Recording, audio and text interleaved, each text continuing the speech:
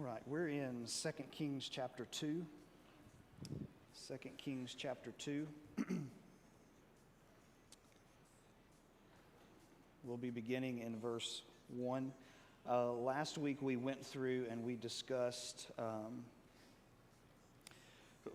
some of the significance of the places, and we had a map up and went through all that together, and we're able to get through that anyway, as organized or unorganized as it may have been, that he's making this circuit route, and that Elijah was basically the new Moses, and that Elisha would be considered the new Joshua, in the way that they would help restore the law and then bring hopefully restoration to the land. And really this chapter is about Elisha's succession of Elijah. That is, he becomes God's prophet and God's man, and God puts his stamp of approval on him. Let me situate my fan here. Okay, so that's what we're going to be looking at tonight. And so the main theme of the chapter is just that Elisha is the successor of Elijah, and God is going to confirm that for everyone, okay? Excuse me. Sorry. So let's begin reading in verse 1. It says, "Now when the Lord was about to take Elijah up to heaven by a whirlwind, Elijah and Elisha were on their way to Gilgal. And Elijah said to Elisha, 'Please stay here, for the Lord has sent me as far as Bethel.' But Elisha said, 'As the Lord lives and as you yourself live, I will not leave you.' So they went down to Bethel. And the sons of the prophets, who were in Bethel, came out to Elisha and said to him, 'Do you know that today the Lord will take away your master from over you?' And he said, 'Yes, I know it. Keep quiet.'" Okay? So here's the first portion. So it tells us on the front end what's going on, that this is the translation of Elijah when God is about to take him to heaven and retire him, basically, in that sense. And so you remember, who is the only other person who ever was translated did not have to see death? Enoch. Okay, Genesis 5 and verse 24, mentioned in Hebrews chapter 11. And so Elijah is going to be taken away, and he starts in Gilgal, and we looked at that on the map, and you remember Gilgal had a significance in Joshua chapter 5. That's where they renewed the covenant, they started circumcision back again, and so they're there. Now, what's interesting is this exchange between Elijah and Elisha, and it's kind of puzzled a number of people, and I don't know that we have a real certain rock-solid answer on it, but the question basically goes like this: why does Elijah try to get Elisha to stay behind? Because the Hebrew term, as some have pointed out, can mean abandon. So like, just stay here and leave me be. And so the question is, why does Elijah say that? Why is he encouraging him? The common consensus, and the one that makes the most sense in my mind anyway, which, that's hit or miss, is that he's testing him. So Elisha is going to take over, and so he's kind of testing his resolve, his commitment to Elijah and to the work that's in front of him. So I kind of think that's what he's doing. He's just kind of just testing him, see how bad he wants it, see if his resolve is there. And you will notice when you watch Jesus, for an example, in the New Testament, that when large crowds start following Jesus, he does something that no church growth expert would ever tell you to do. He says something that's incredibly hard to swallow, and ends up running off a good portion of people by the statement, because he's trying to see sorry, I'll get comfortable here in a minute. He's trying to see if they're legitimately wanting to follow him, or if they're just kind of caught up in the hype, okay? And so, as one person wrote a book many years ago called Not a Fan, and he talks about the importance of a fan mentality of Jesus. That is, we like to be on the periphery, we like to watch him at a distance, but there's a difference between being a fan and being a follower of Jesus, getting up close and taking to heart everything that Jesus has said and being transformed by it. And so it seems like something like that is going on here. And Elisha, of course, says, that's not going to happen. I'm not going to leave you. It says, so they went down to Bethel, which had significance. You remember Joshua chapter 8 with Ai in the original conquest of the land. It also has significance for us in Kings in what way? We saw it in 1 Kings. 1 Kings 12. They set up calf worship at Dan and Bethel. You see it in chapter 13 because that's where the unnamed prophet went to condemn those altars at Dan and Bethel.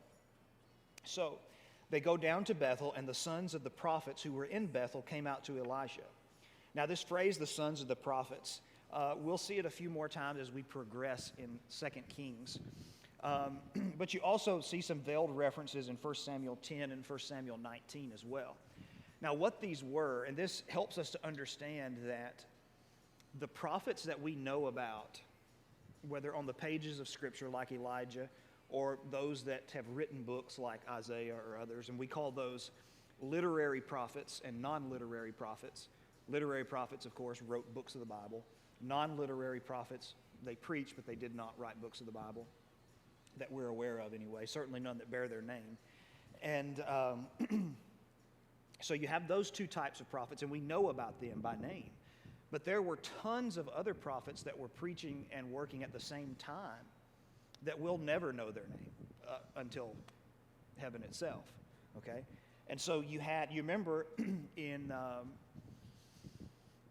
1 Kings 18, Obadiah says, I hid 50 of the Lord's prophets in one cave, okay?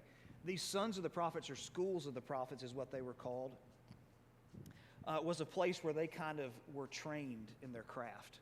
And they kind of worked together, kind of like a guild maybe, to kind of put some kind of comparison to it, I guess.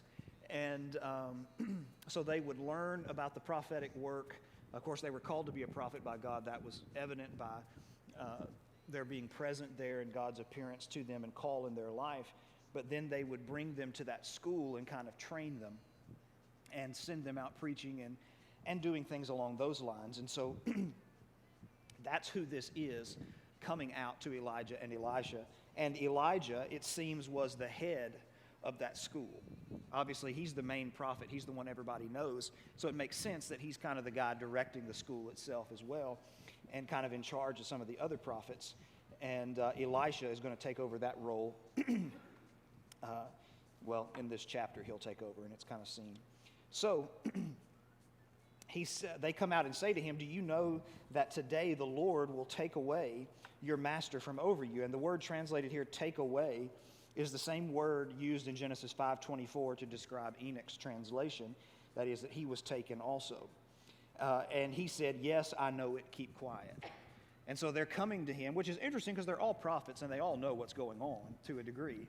May not know all the details, but they know what's going on. And they ask him, do you know what's going on? He's like, yes. It seems like he's doing something like this. Yes, we know, but he's right here. We don't talk about him like right here. I mean, like just, I know it. Be quiet. We all know what's going on. Let's just, that older prophet saying to those younger prophets, time and place, okay? This isn't it. All right? So, then this process continues in verse 4. Elijah said to him, Elisha, please stay here, for the Lord has sent me to Jericho. And you remember Jericho, of course, was the first city they took in Joshua chapter 6 when they came into the land. You also remember that what happened when they took the city? What were God's instructions after the city was destroyed? They weren't supposed to do something. They were supposed to do something and then not do something else.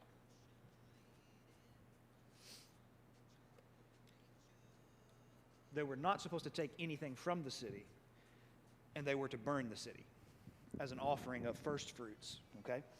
And there was a curse placed on the city, remember? That it could not, if it was rebuilt, it would be rebuilt with the cost of human life. The person who rebuilt it would lose his children, or at least 2 of his children in the process. Now, in 1 Kings 12, nope, it's not right. Let me look real quick while I'm thinking about it. in 1 Kings 15. Nope, that doesn't sound right either. 1 Kings 16 and verse 34. 1 Kings 16:34. In his days, that is in the days of Ahab, Hiel of Bethel built Jericho. Okay? He laid its foundation at the cost of Abiram, his firstborn, and set up his gates at the cost of his youngest, Segub, according to the word of the Lord, which he had spoken by Joshua the son of Nun. Okay? And so that city had been cursed and had been rejected, and we're going to run into it a little bit more, a little bit later in this chapter, I should say. So he's going to Jericho, and he said, as the Lord, he tells him to stay behind, and as the Lord lives, and as you yourself live, I will not leave you. Elisha won't hear of it. So they came to Jericho. The sons of the prophets who were at Jericho drew near to Elisha and said to him, do you know that today the Lord will take away your master from over you? And he answered, yes, I know it. Keep quiet.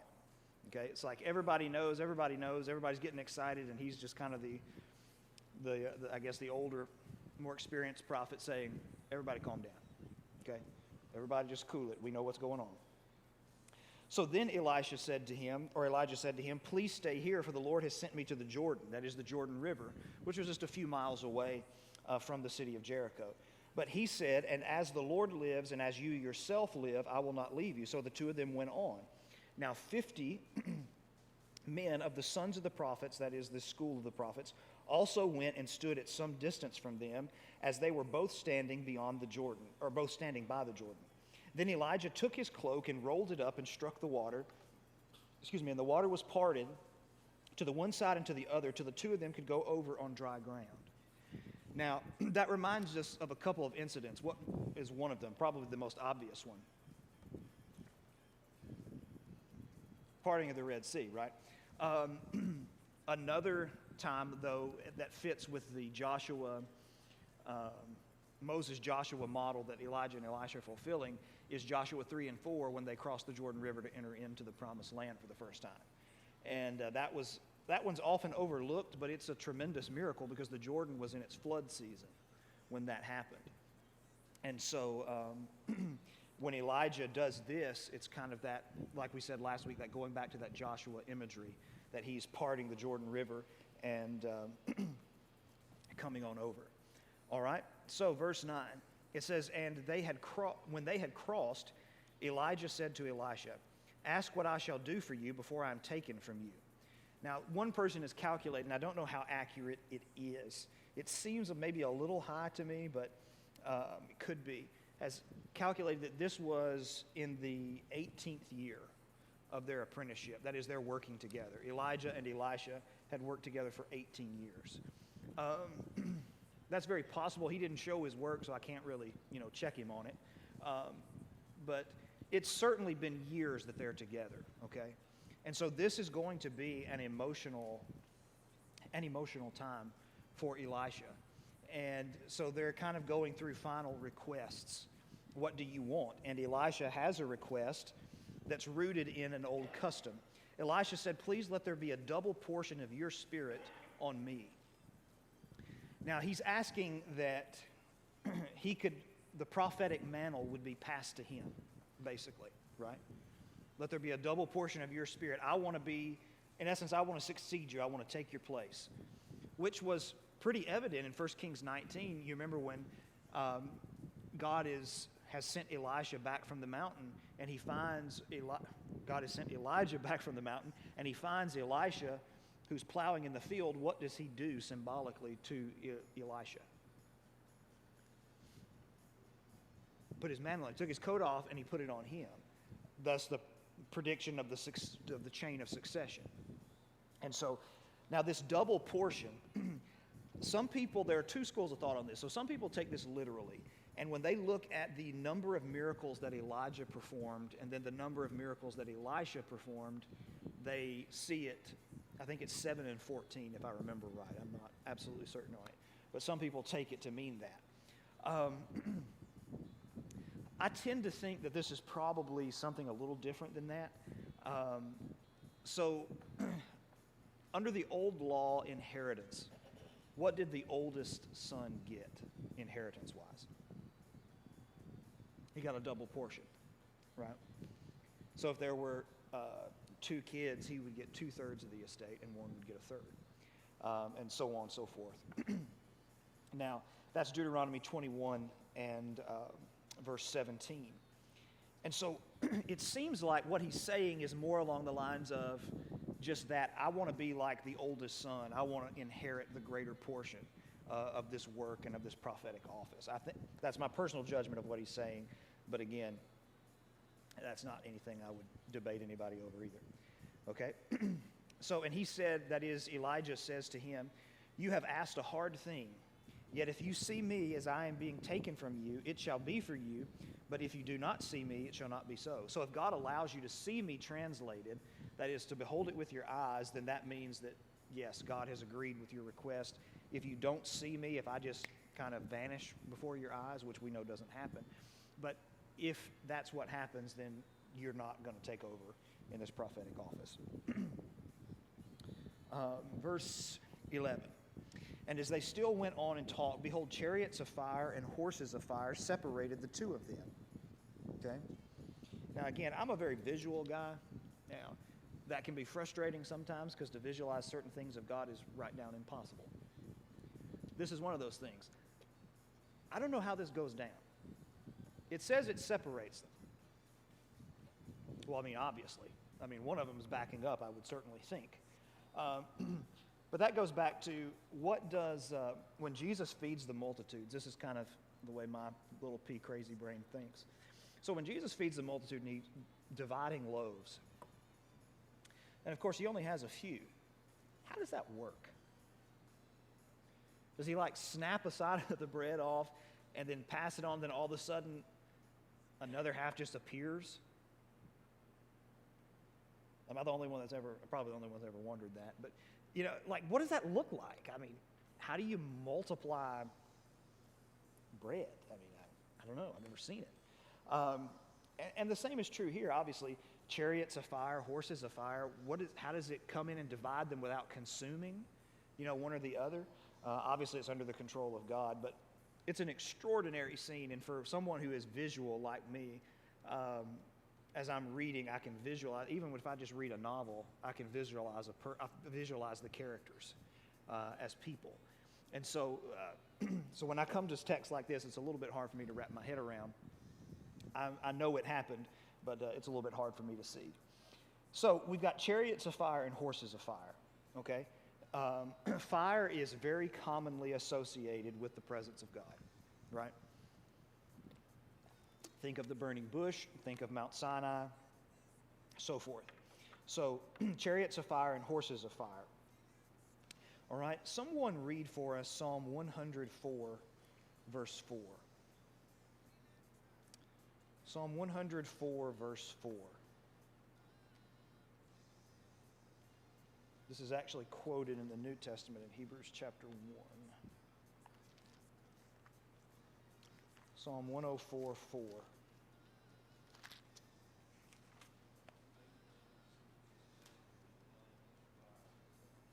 Okay, so his messengers winds, his ministers a flaming fire. That's ESV's rendering. That seems to be in the context of the overall psalm talking about angels. His ministers a flaming fire. So, I had a teacher who was of the judgment, and I tend to agree with him, that these are angelic beings that are taking Elijah.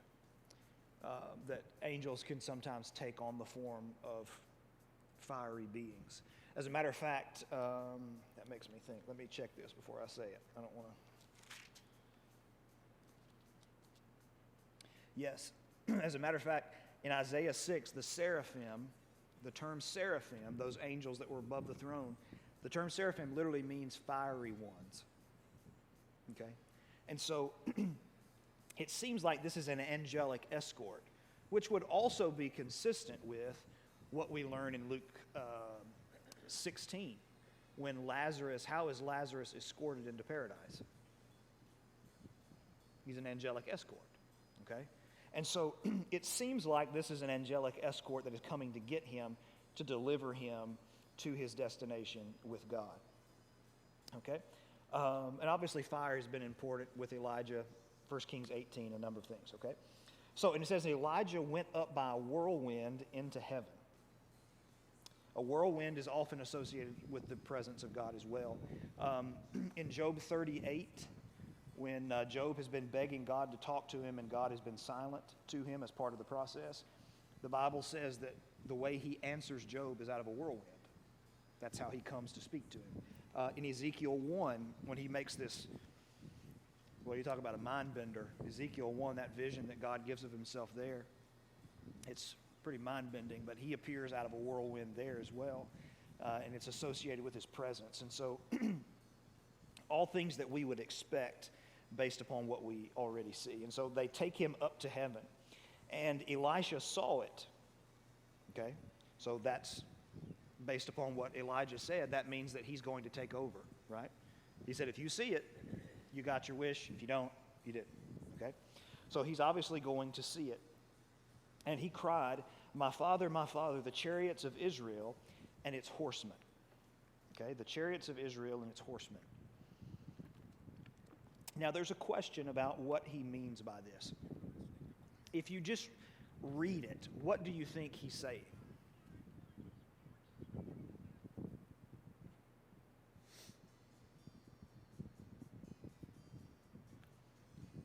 So you got chariots and horses of fire come down to get Elijah, and then he says, my father, talking about Elijah, basically saying my mentor or whatever, the chariots of Israel. What does it sound like he's saying? It sounds like he's just kind of overwhelmed by it and just saying what he sees, okay? And that's the way I normally would have taken it. However, look at chapter 13 of this same book, 2 Kings chapter 13. And verse 14.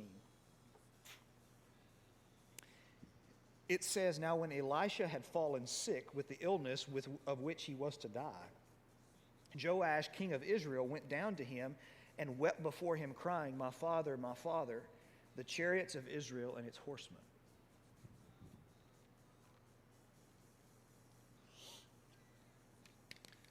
So it seems like there's some kind of common designation here. That there is he's not so much describing what he's seeing as he's describing who Elijah was. Okay? So the chariots of Israel and its horsemen. Well, chariots and horsemen were used for what? War. They were the instruments that were used when the children of Israel went into the land to conquer the promised land. One of their disadvantages was they had no chariots. Okay? And so it seems like what he's saying is that here goes Elijah, who was the protector of Israel. This is him. He was the one who stood in for us as God's prophet, and he protected Israel. And Elisha is going to have the same thing said of him as he is dying in 2 Kings 13. And what we're going to see between now and then is how Elisha intervenes in a lot of battles. Or God intervenes in a lot of battles through Elisha to save Israel. And so it seems as if that's what he's doing, that he is calling out and paying maybe a final tribute to who Elijah was and showing his significance. And so he said, my father, the chariots of Israel and its horsemen. And then it says, and he saw him no more. Of course, he was translated, taken into heaven, taken to be with God. Now, this incident is very important to Jewish faith. So in the Old Testament closes, Malachi 4, 5, and 6. The Old Testament closes with the promise that Elijah would return. Okay? Now, we understand that. We live on this side of the cross. We've got the New Testament. We've got the words of Jesus that tell us the Elijah who was to come was who? John the Baptist. They did not. Okay, so keep that in mind. And if you had been raised as a Jew and you knew that Elijah was translated into heaven, he did not die, and then you heard he was coming again, how would you take it? I think I'd take it pretty literally. I mean, he never died. He's certainly safe with God now. And so took it that way. And Jews to this day still, when they eat the Passover, leave an open chair for Elijah. Yes, sir.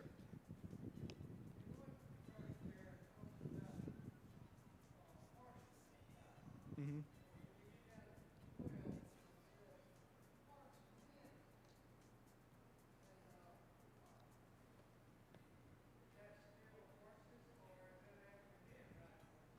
No, sir. I think that's a metaphorical statement of what he's saying about Elijah. That Elijah was, as horsemen and chariots are protectors, Elijah was the protector of Israel.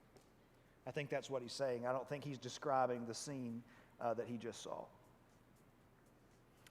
All right. Now, this will also help us understand something in the New Testament, and I think we'll be done. Let's look here.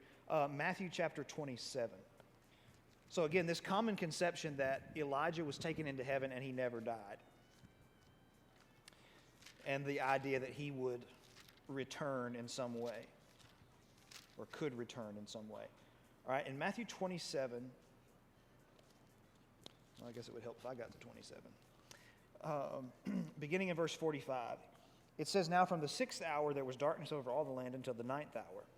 And at the 9th hour Jesus cried out with a loud voice, saying, Eli, Eli, lama sabachthani? That is to say, my God, why have you forsaken me? And some of the bystanders hearing it said, this man is calling Elijah." What did they think he was doing?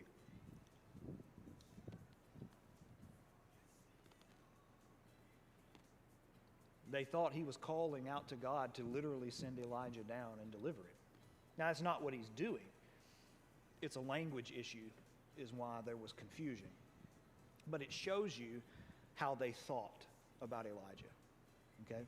And how when you come to the New Testament and you read certain statements, they are enlivened and you can understand them better when you understand the historical backdrop behind the statement itself, okay?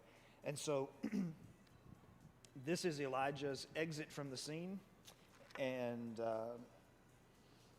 well, before that bell rings, we'll finish this real quick too. It says, then he took hold, that is, Elisha took hold of his own clothes and tore them in 2 pieces. Now, when you tear your clothes in these cultures, what are you saying? You're usually mourning, right? And although this is a good moment for Elijah, it's also a very difficult moment for Elisha because he's lost his mentor. It's different when now all the responsibility comes on you and you don't have that person to look to and rely on anymore. So it says something about transitions. And so although he's happy that Elijah has been taken to heaven, he's certainly upset that he won't have Elijah close at hand anymore. All right, any questions or anything on those? We'll stop there.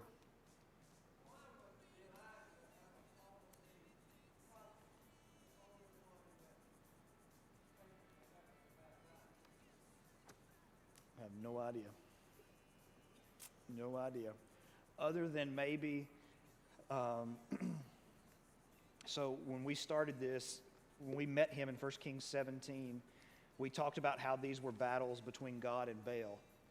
And the fact that he was taken up into heaven, which was supposedly Baal's territory, and taken up by a whirlwind may indicate that God was in control of all that and not Baal.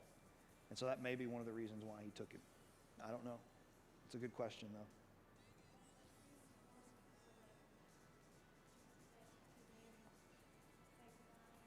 Yes. They did. They did. In Matthew 16, they wondered if he was one of them because he had that same kind of a reforming spirit, challenging the status quo.